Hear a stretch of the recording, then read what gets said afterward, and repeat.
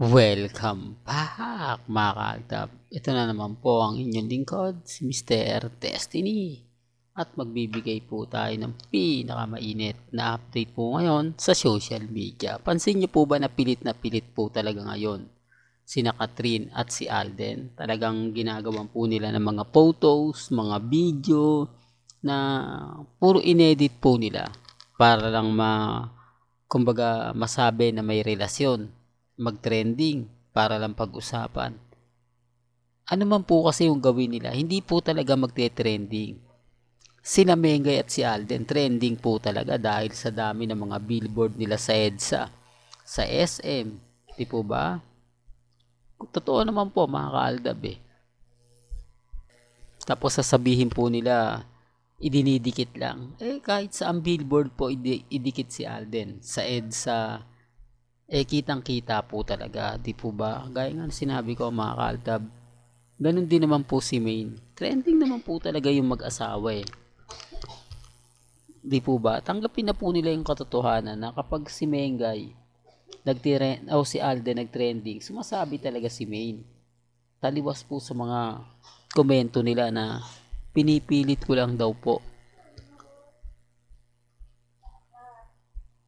Ulitin ko lang po ano nga po ba pagkakaiba ng Aldab sa Katden?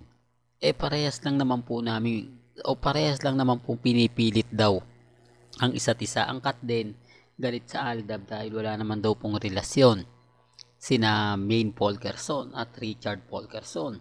Magkaibigan lang daw naman po sila at hindi naman po nila inamin ang totoong lagay o status nila sa social media. Ganon din naman daw po si Alden Richards. Kaya nga sabi ko sa inyo, bakit nga po ba sila affected? Di po ba? Gayong magkaibigan lang pala. Gayong ganito ganyan, etc. etc. Common sense na lang po sa mga nagagalit sa akin, sa mga hindi nakakaintindi, sa mga hindi nakakaunawa. Okay lang naman po yun. Kasi hindi ko naman po ipipilit yung mga bagay-bagay na kumbaga mapapaisip din sila. Hindi ko naman po pinipilit yung mga bagay-bagay na kumbaga keso ganito, keso ganon. Di po ba? Kaya relax lang po kayo. Maging matatag, maging kampante. Kasi tayo naman po talaga yung pinakabida rito eh. Di po ba? Never naman pong binalita sa social media. Tapos sasabihin nila tayo daw po yung mag-move on, hindi daw po natin matanggap. Sila wala naman pong wala pa naman po at hindi po umaamin si Catherine at si Alden Richards. Kita niyo po for the record lang po, pagkatapos po ng mga event nila Alden, nila Catherine o ng mall tour nila, nasaan na po ba sila? Hindi po ba may kanya-kanya ng inuuwian? May kanya-kanya ng galawan? Nagkikita lang po sila kapag may mga mall tour. Doon lang po nagsasama sina Alden Richards at si Catherine. Wala pong mga ebidensya at resibo na magpapatunay po na hinahatid po si Alden Richards o hinahatid po ni Alden Richards si Catherine. Never pong nangyari yan. Sa Stardust Makati nga ni Alden, never nga pong pumapasyal si Catherine. Never nga po itong nakikita tuwing Sabado at Linggo. O sabihin na natin baka Biyernes yan pumupunta.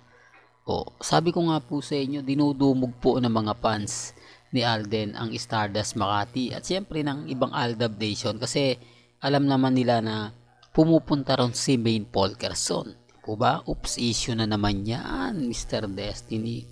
Alam mo kaya ka nababash eh. Kaya ka lagi na pag-iinitan. Well, bago natin ituloy itong magandang topic natin, kung bago ka lang sa channel na to at isa kang true-blooded Aldab Nation na nagmamahal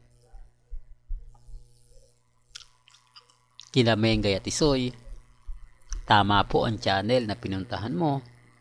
Kaya consider na po kitang bagong subscriber. At huwag mong kalimutang i-share ang mga video po natin sa mga mamis, sa mga titas, at sa mga senyor.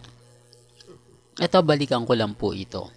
Bakit may mga bali-balita po o bakit hindi po na ibabalita sa 24 oras ang relasyon nila Alden at ni Catherine? Bakit inililihim ito? Di po ba? Kaya nga sabi ko sa inyo, ito po yung pinaka patunay na kapag sina Alden at si Maine, hindi may iwasan ni Alden na laging nakaakbay kay Maine Polkerson. Hindi po may iwasan na kumbaga idikit niya yung mo. Katulad kay Catherine, pansin niyo po ba? Di po ba nung ini-interview sa 24 oras, ang layo ng pagitan niya?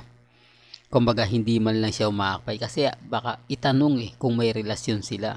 Dumidistansya, although nandun na tayo sa mall tour na sinasabi nilang sobrang sweet daw po ng dalawa. Para lang po yun sa mga fans ng Kat din. Para lang po sa pelikula yon. Di po ba? Showbiz lang naman po lahat yan. Pagkatapos po niyan, itsapwera na. Di po ba? Kaya nga po walang aminan na nangyayari. Dahil hindi sila. Di po ba? Wala nga pong balita ang 24 oras. Kina Catherine at Alden na mga kaganapan. Uy, ganto ganyan, etc. etc. Di po ba yung tatanungin mo? Balita ako. Kumbaga, pumupunta ka raw sa bahay nila Catherine na ganito ganyan. Imposible po na hindi nila makita at mabasa yung mga pinopost po ng mga Katden fans. Imposible naman po na kumbaga may mga point na sinasabi na hindi po alam ng 24 oras, lalo na po si Aubrey Carampel. Kaya common sense na lang po sa mga nagsasabing itigil ko na raw po yung Aldab, wala na po raw Aldab, okay lang naman po yun. Pero bakit yung Katden? Pinipilit nila pero wala naman pong umaamin. Ano nga po ba pagkakaiba ng Aldab Nation? Dahil po sa kumbaga nakikitang sweet nila Catherine at ni Alden. Normal lang po yon. Lagi ko nga po sinasabi kailangan gawin ni Alden. Showbiz nga lang po yan Pag sinabi ng management na kailangan yung mag-promote, magbibenta pa nga ng ticket yan Hindi po ba? Magbibenta pa po ng ticket yan para lalong kumita at lalong mabawi lahat ng ginastos ng GMA Network, ABS-CBN at ng kumpanya ni Alden Richards para lang po sa pelikulang Hello Love Again. Di po ba? Well, hanggang dito na lang po ang ating latest updates. Kaya kung gusto nyo pa po ng pinaka-latest at sariwang update, abay tumutok lang po kayo dito po sa channel ni Mr. Destiny para updated po kayo sa mga bago at sa mga latest na i-upload po natin maya-maya lang. Hanggang sa muli, salamat po sa panonood at pakikinig.